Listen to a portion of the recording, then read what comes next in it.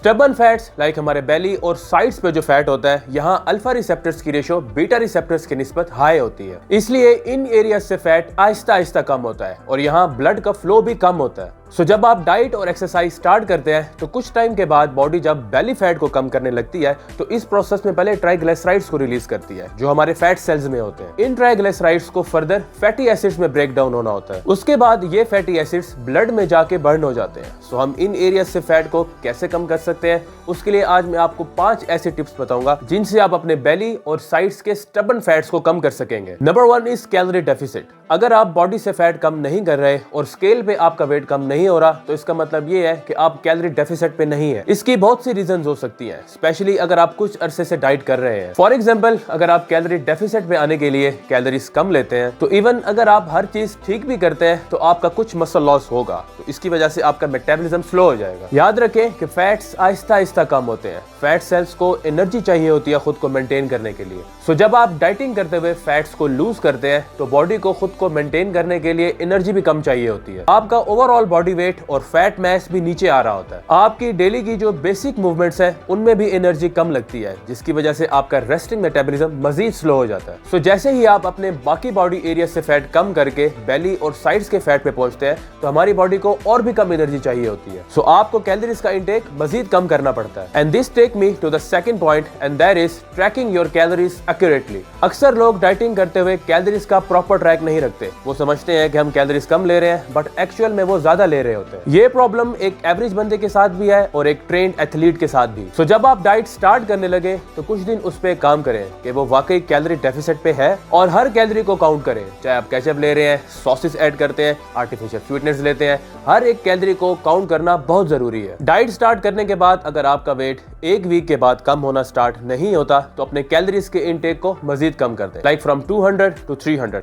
इस तरह आप फैट लॉस करना स्टार्ट कर देंगे। ये बात आपने माइंड में रखनी है कि कैलोरीज ड्रॉप करने का प्रोसेस आपको कुछ टाइम रिपीट करना पड़ सकता है ताकि आपकी बॉडी डाइट को अडॉप्ट कर ले। नंबर 3 इज इनकॉर्पोरेट रीफीड्स और कैलोरी साइकिलिंग। और हो सकता है कि आपको डाइट को रिवर्स भी करना पड़े, जिसे हम एडॉप्टिव थर्मोजेनेसिस कहते हैं, यानी आपको कैलोरीज का इंटेक इंक्रीज भी करना पड़ सकता है। एडॉप्टिव थर्मोजेनेसिस एक ऐसा प्रोसेस है जिसमें फैट मास और मसल मास कम होने से आपका मेटाबॉलिज्म स्लो हो जाता है और ये एक नेचुरल प्रोसेस है जो कैलोरीज कम लेने से होता है। जैसे ही आप लीन होते जाते हैं और बेली फैट और साइड फैट को बर्न करने के करीब पहुंच जाते हैं तो इस स्टेज पे एडॉप्टिव थर्मोजेनेसिस आपको अफेक्ट करती है और आपको बार बार ऐसी फीलिंग्स आती है कि मैं स्टेप बैक कर जाऊं। इस पे काबू पाने का एक तरीका 48 आवर्स की रीफीड है। आपने 2 दिन लाइक सैटरडे एंड संडे को कैलोरीज का इंटेक ज्यादा कर देना है, लाइक अपनी मेंटेनेंस कैलोरीज पे लेके जाना है और नेक्स्ट वीक आपने उन एक्स्ट्रा कैलोरीज को माइनस कर लेना है। Number 4 is NEAT. NEAT is non exercise activity thermogenesis, यानी जब आप एक्सरसाइज नहीं कर रहे तब आपकी क्या मूवमेंट्स है या आप कितना एक्टिव है। अच्छा, ये बहुत इंपॉर्टेंट है और कई लोग इस चीज को अंडरस्टैंड नहीं करते। वो समझते हैं कि हमने 1 घंटा एक्सरसाइज कर ली है, उसके बाद के जो 23 घंटे हैं उसमें हम सोए बैठे या जितना मर्जी लेजी रहे कोई फर्क नहीं पड़ेगा। बट ऐसा बिल्कुल नहीं है, क्योंकि एक्सरसाइज के बाद बाकी सारा दिन अगर आप लेजी ही रहेंगे तो वेट लॉस नहीं होगा।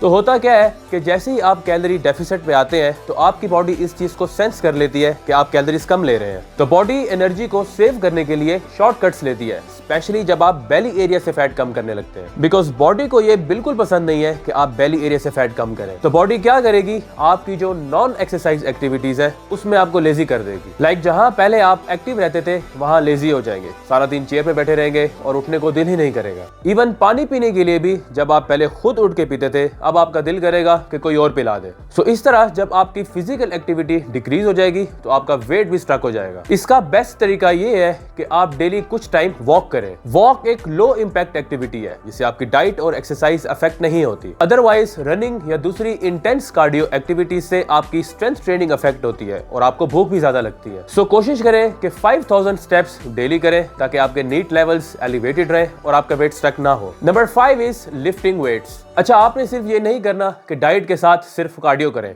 आपने वेट ट्रेनिंग भी जरूर करनी है, क्योंकि एक अच्छी प्रोटीन डाइट के साथ जब आप वेट ट्रेनिंग करते हैं तो आपका मसल लॉस नहीं होता और मसल क्योंकि मेटाबॉलिकली एक्टिव होता है तो आप ज्यादा से ज्यादा फैट बर्न कर लेते हैं। Number 6 is you must give some time for fat loss to occur. ज्यादातर लोग ये चाहते हैं कि उनका बेली फैट और साइड फैट पहले कम हो जाए, बट अनफॉर्चुनेटली इन एरिया से पहले फैट कम नहीं होता। एंड रिमेंबर दैट फैट पहले बेली एरिया से ही इंक्रीज होना स्टार्ट होता है। सो जब आप फैट बर्न करना स्टार्ट करते हैं तो बॉडी पहले आपके फेस, चेस्ट, आर्म्स और बैक से फैट कम करती है, जबकि बेली फैट स्लो कम हो रहा होता है और ये कंप्लीटली नॉर्मल है। सो जब आप अपनी डाइट में कैलोरी डेफिसिट को मेंटेन रखते हैं तो बॉडी बेली एरिया से भी फैट कम करेगी, क्योंकि जब बाकी एरिया से फैट कम हो जाएगा तो बॉडी के पास कोई और ऑप्शन ही नहीं होगी और वो बेली एरिया से फैट को कम करने पे मजबूर हो जाएगी। सो आपकी बॉडी में जहां जहां भी फैट होगा बॉडी उसको खुद कम करती जाएगी। बहुत सारे लोग जब अपर बॉडी एरिया से फैट कम कर लेते हैं तो वो ये देखते हैं कि बेली एरिया से फैट तो कम हुआ ही नहीं, तो इस पॉइंट पे आके वो डिमोटिवेट हो जाते हैं, फ्रस्ट्रेट हो जाते हैं, जबकि वो ये रियलाइज नहीं करते